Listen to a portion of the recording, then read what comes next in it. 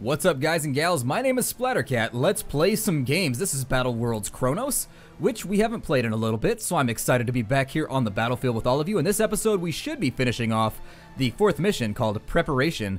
We've wiped out Island of Diggles, we've wiped out Wiggle Chiggy at this point. We have more or less completely and totally taken over the island. In fact, look at the graphical display here. Look at that. It's all blue. We win! It's a nice azure color, and that's exactly where we want it. It says they have 30% might left, but I'm a little doubtful on that one. We've lost 20 units, they've lost 150. We've done pretty well. That's a pretty good exchange rate for any battle. I'd prefer the exchange rate of like not any casualties, but sometimes things don't go the way you want them to. We've baited this little motorcycle into a very stupid mistake. Yep, you just messed up, pal. Sorry. Let's go ahead and blow him up. In the previous episode, he had gone by and shot a spitwad at us, and that offends me. I did not want his loogie all over my face. I have no hanky, it's just gonna sit there all day, it's gonna get all dry and crispy. This sucks. Now then, everything else has been done that is going to be done. We decided to make just a nasty last-ditch effort to wipe out the enemy. We stopped caring. That's pretty much what it comes down to, is we wanted to finish this mission off in an expeditious way, in a speedy way. A way with Speedy Boost EX 64-bit edition. Let's end our turn. Everything's gonna drain out on fuel that has fuel. Ah, that's what they're gonna do. They're gonna rotate. Not a terrible plan. Not a terrible plan at all. We are gonna take a counterattack right there. I'm gonna pull... Yeah, I'm gonna pull this bomber back. He's gonna have to anyways in order to make it back before he crashes from a lack of tummy vittles, which is what I like to call my vehicle's fuel. My vehicle, like I say, my vehicle is full once again, like it's full, it just had its best meal. I say that kind of stuff all the time when I'm out and about, just because I like to anthropomorphize things. I don't know why, I just do. Let's pull Rogue Squad over this way. And that's gonna make us a little bit of room. Yeah, it's gonna make us some room so that we can dive down in here with everybody else, which is all that I care about at this point. Let's make our new line, and we're gonna reform everything. So what do I have left with regards to armor? Not a ton, but not a little either.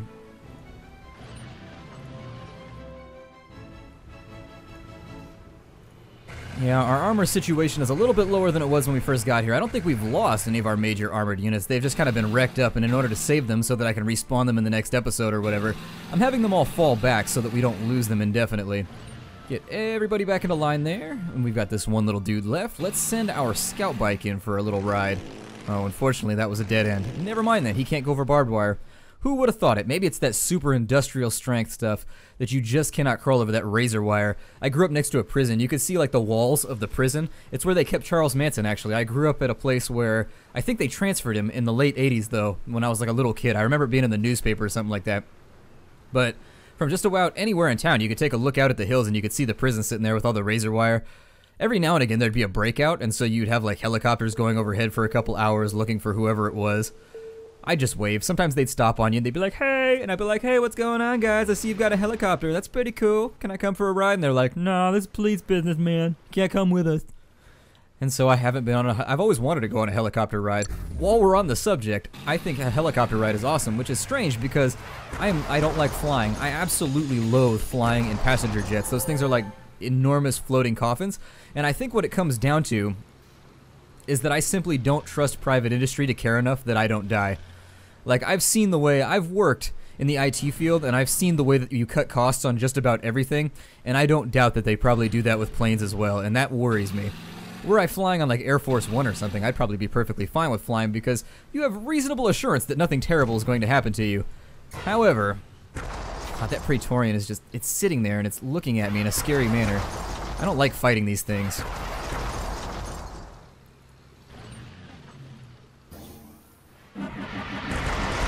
how much bombardment that thing can take. It's just... God. What a badass. I wouldn't be afraid of anything if I was inside there, but as I was saying, I really want to go on a helicopter flight. I like flying in small planes like Cessnas and like Kit Foxes and little things like that. I don't mind crop dusters and stuff of that nature. But the moment you get me in one of those big passenger jets, I just feel really, really unnerved. Where did my other infantry go? Infantry? Maybe I didn't drop one off. Have I been slacking? I have been slacking. God.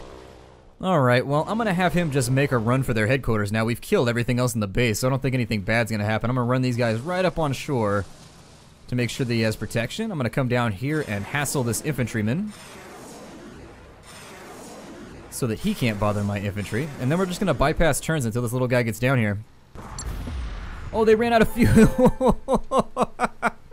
Oh my god, what a horrible waste, but that was amazing. Now we know, when they run out of fuel, they explode. They don't explode on the turn after they run out of fuel. Well, we did a little bit of soul searching right there. We did some mechanical exploration and we learned something. So as long as you learn something, it's not so bad. I mean, those guys totally died for no reason whatsoever, but I can't help that at this point, guys. It just sort of happened. Let's get down here and wipe this guy's just circle. Oh, he's about to have the worst day ever. This infantryman's like, I surrender! I surrender, my lord. Please let me go. No.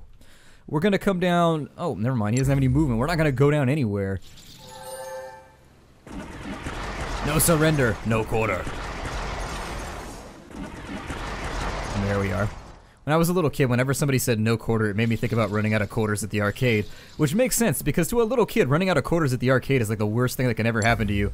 I miss the arcade days back in the early 90s, like mid 80s, where you could go play like Street Fighter and whatever. I really do miss that. They have arcades around now, but then it's like 14 quarters just to play like one game of Time Crisis 2. I'm like, you guys realize this game came out like 40 years ago, right? Like, how are you gonna charge me that much money to play Time Crisis? For realsies. Like, well, you could play this super awesome racing game. Like, no, not a racing game fan. That is a genre that I simply cannot sink my teeth into. Is that it? Ha! Captain Hamill says, I've never liked this sea. I far prefer fighting with both legs on solid ground. I'd say we haven't done a bad job here. It's only a short hop from here to the mainland, and from there just a further jump to the temple. Shame that Parker will be leading the main attack to secure the temple in the north. Securing temples is the most prestigious thing that one can do in this war. Well, perhaps that's no bad thing. We can barely defend ourselves from advances as it is right now. Perhaps it's because you included him with your Wii, or perhaps he is indeed really pleased that you are on such a steep career path. Either way, a very honest smile spreads across the soldier's face. Ha! You're right about that, sir. And there it is. We are victorious. We didn't get a badge. What did we miss this badge for? I feel like we got Big Boy. What is this, though? Tell me what this is. A quick thinker. No, we had to do it in 90 turns. We did 157, so just doing some quick. What is this right here? Leader. Lose less than 30 units would probably be that one. Alright then, so I'm going to break the episode off here so that we can transition into the next episode cleanly without having kind of a hangover. This game crashes whenever I do the little kind of CG rendered videos anyways. It doesn't like interacting with fraps. I'm not entirely sure why, but if we do like a cutscene after this, and it'll jump straight to it if I hit continue. If I do that, what's going to happen is it'll do the cutscene, but then it'll crash right after and it corrupts the video. So we're going to stop here. My name is Splattercat. Thank you for joining me as we fight the Urla Corporation one more time across land and sea and now air for a little bit of a change. I'll see you guys in the next episode. Take care out there, everybody, and farewell.